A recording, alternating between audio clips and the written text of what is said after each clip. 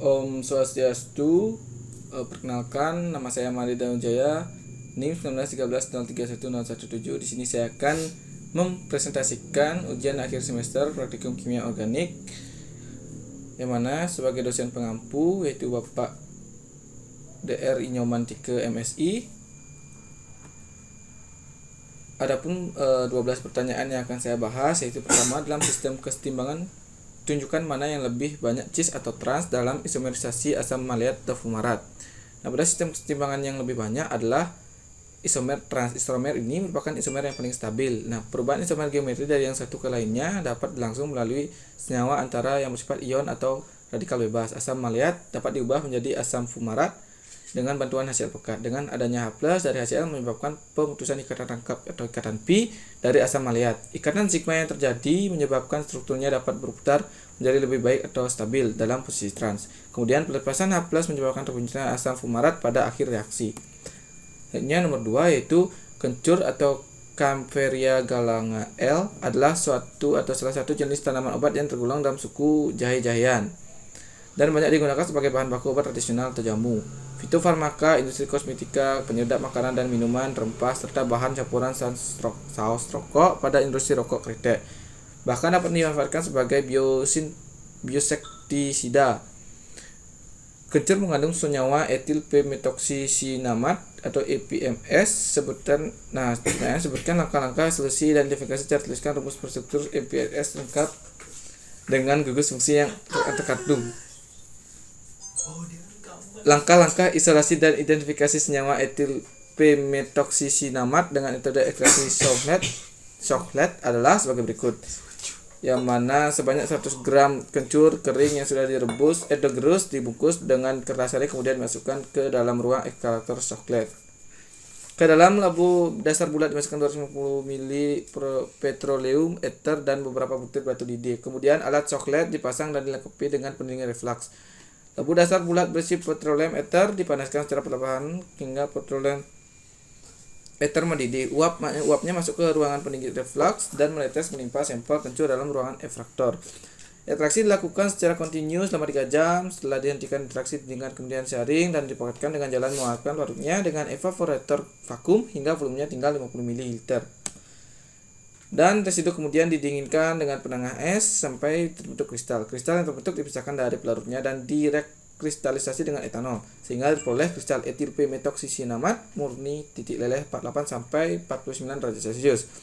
Nah, etil p-metoksisinamat atau EPMS memiliki rumus struktur C12H13O3 dengan rumus molekul seperti gambar di bawah ini. Nah, EPMS termasuk golongan senyawa ester yang mengandung cincin besina dalam gugus metoksi yang bersifat nonpolar dan juga gugus formulin yang mengikat etil yang bersifat sedikit polar. Berikut adalah salah satu contoh reaksi sintesis satu senyawa organik. Nah, berikut ada senyawa yang direaksikan dengan menggunakan NaOH, itu menghasilkan senyawa yang di sebelah kanan. Jenis reaksinya itu reaksi kondensasi aldol yang melibatkan reaksi adisi dengan kondisi misalnya melakukan asetildehida dengan NaOH dalam air yang dimana akan terbentuk ion enolat berkonsentrasi rendah. Reaksi yang terjadi secara reversibel, ion enolat akan bereaksi dengan suatu aldehyat yang bersama dengan mengadisi pada karbonil untuk membentuk suatu ion alkoksida yang nantinya akan protonasi dalam air untuk menghasilkan produk aldol. Dan mekanisme reaksi yang mungkin terjadi adalah sebagai berikut. Nah, pembentukan enolat dari suatu senyawa aldehid di mana OH- akan menyerang hidrogen alfa. Kemudian hidrogen akan pergi tanpa membawa pasangan elektron dan membentuk H2O sehingga C hidrogen alfa akan bersifat negatif karena kehilangan satu hidrogen alfa dan terbentuklah ion enolat. Ion enolat akan mengalami resonansi karena mencari posisi yang lebih stabil. Enolat akan menyerang aldehid yang lain di mana dalam tahap ini terjadi proses adisi, yaitu penambahan senyawa kecil atau lebih untuk membentuk senyawa yang lebih besar tanpa menghilangkan senyawa lain yang terbentuklah ion alkoksida yang bermuatan negatif.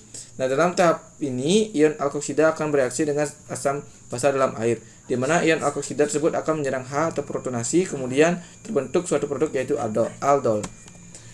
Nomor 4, berikut adalah mekanisme reaksi dalam senyawa organik. Yang pertanyaan A adalah sebutkan jenis reaksi. Nah, reaksi ini merupakan reaksi sikloheksana dari sikloheksanol melalui reaksi eliminasi. B. Jelaskan mekanisme reaksi tersebut. Nah, adapun mekanisme reaksi pembentukan sikloheksana dari sikloheksanol yang melepaskan molekul air dalam bantuan katalis asam fosfat adalah sebagai berikut. yang mana pertama pasangan elektron yang terdapat pada atom O gugus hidroksi menyerang H+ yang berasal dari ionisasi asam fosfat. Penyerangan ini akan menyebabkan terbentuknya atom O bermuatan positif yang mengikat dua atom H. Nah, kemudian selanjutnya terjadi pelepasan molekul H2O sehingga menyebabkan terbentuknya ion karbonium sekunder. Muatan positif ini nantinya akan dinetralkan dengan pelepasan proton atau H+, di mana H ini berasal dari karbon beta sehingga lepas menjadi H+ dan rantai tunggal berubah menjadi rantai ikatan rangkap 2 atau sikloheksena.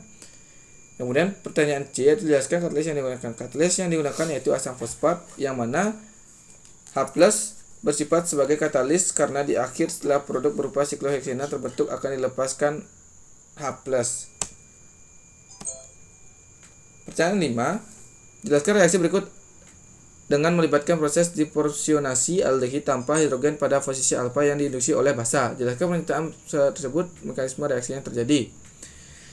Yang mana reaksi Cannizzaro yaitu terjadi jika suatu aldehid tanpa hidrogen alfa dipanasi dengan larutan hidroksida pekat akan terjadi reaksi disproporsionasi atau dismutasi di mana separuh aldehid teroksidasi menjadi asam karboksilat dan separuhnya lagi tereduksi menjadi suatu alkohol. Dan mekanismenya sebagai berikut. Reaksi Cannizzaro diawali oleh serangan OH- di mana pada karbonil yang disusun dengan suatu serah terima hidrida. Kemudian suatu bensenaldehid diserang oleh OH- dari basa kuat untuk membentuk satu anion.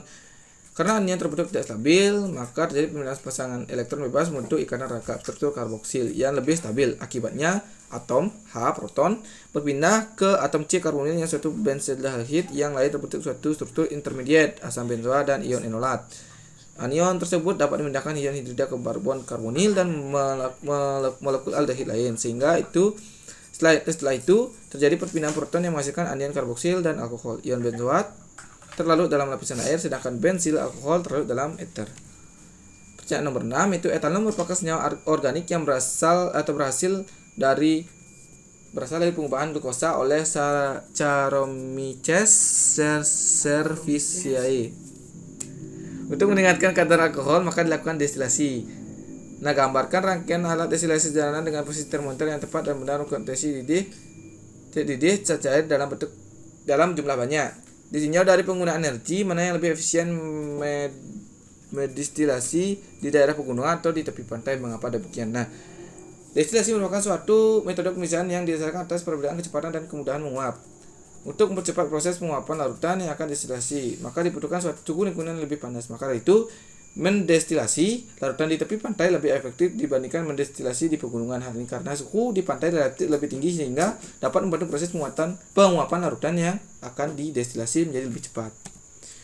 Nah, pertanyaan nomor 7, suatu sampel diambil dari suatu endapan di dasar Samudra Atlantik. Endapan itu berwarna biru keputihan. Jika Anda diminta untuk menganalisis sebuah endapan tersebut atau material organik tersebut atau bukan, maka jelaskan langkah-langkah yang ada di laboratorium sehingga dapat mengambil kesimpulan yang tepat. Senyawa organik selain mengandung karbon dan hidrogen kemudian mengandung unsur lain seperti oksigen, nitrogen, berang, halogen.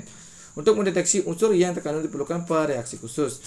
Dan pertanyaan yang ke-8, suatu spesimen yang berwarna kuning dari kawah gunung berapi merupakan sisa rambut suatu hewan. Untuk mendeteksi nitrogen, berang, dan halogen dan penambahan logam natrium, namun kelebihan natrium harus diuji dengan etanol. Jelaskan mengapa demikian. Nah, kelebihan penambahan logam natrium akan bereaksi dengan air untuk membentuk natrium hidroksida sebagai zat pengotor sehingga perlu ditambahkan etanol untuk mengusir zat pengotor tersebut. Pertanyaan ke-9 yaitu untuk menentukan halogen yang ada, maka endapan yang dapat dilarutkan dari atau dalam larutan NH4OH berlebih apa fungsi dari NH4OH tersebut. Nah, ketika ditetes dengan larutan NH4OH, endapan putih melarut atau dengan kata lain NH4OH digunakan sebagai atau untuk melarutkan endapan putih. Jika terbentuk endapan putih maka mengindikasikan adanya unsur halogen pada senyawa yang diuji tersebut. Nah, pertanyaan 10, selain dengan uji asap dengan reaksi apakah senyawa alifatis dapat dibedakan dari senyawa aromatis? Nah, selain menggunakan uji asap, senyawa alifatis dapat dibedakan dari senyawa aromatik dengan menggunakan reaksi Grignard. Selanjutnya itu nomor 11, jelaskan metode yang digunakan untuk isolasi minyak asidi dari bunga kenanga. Metode yang dapat digunakan mengisolasi minyak asli dari bunga kenanga adalah dengan menggunakan metode destilasi uap. Caranya yaitu kenanga yang segar ditimbang 2 kg, kemudian ditambahkan di ketel destilasi dan diterapkan perangkat alat destilasi dirangkai dan dilaksanakan destilasi uap selama 8 jam hingga minyak asli dapat kemudian dibebaskan dari sisa air dengan menggunakan magnesium sulfat monohidrat, kemudian dialiri dengan gas nitrogen N2 dan disimpan dalam botol vial tertutup dalam lemari pendingin. Nah, pertanyaan terakhir yaitu jelaskan teknis isolasi kafein dari kopi. Untuk mengisolasi kafein dari kopi digunakan teknik ekstraksi reflux dengan langkah kerja sebagai berikut. Nah, pertama itu campuran 20 gram kopi halus dan 350 ml Aquades dipanaskan selama 25 menit di dalam lampu dasar bulat yang dilakukan dengan pendingin reflux. Campuran panas disaring menggunakan corong Buchner. Larutan kemudian ditimbang. Larutan timbal asetat 3 gram timbal asetat dalam 27 ml Aquades ditambahkan tetes demi tetes ke dalam hasil saringan. Campuran tersebut dinaikkan dan disaring kembali dengan corong Buchner. Kafein dalam hasil saringan diekstraksi dengan menggunakan kloroform 3 kali 25 ml. Dan terakhir lapisan kloroform ditempatkan pada cawan penguap, kemudian kloroformnya diuapkan dengan proses rekristalisasi menggunakan parut benzena dan petroleum ether atau disublimasi. Baik, sekian yang dapat saya sampaikan. Mohon maaf apabila ada salah kata dalam penyampaian ini. Saya akhiri dengan Parma Santi. Om Santi Santi Santi Om.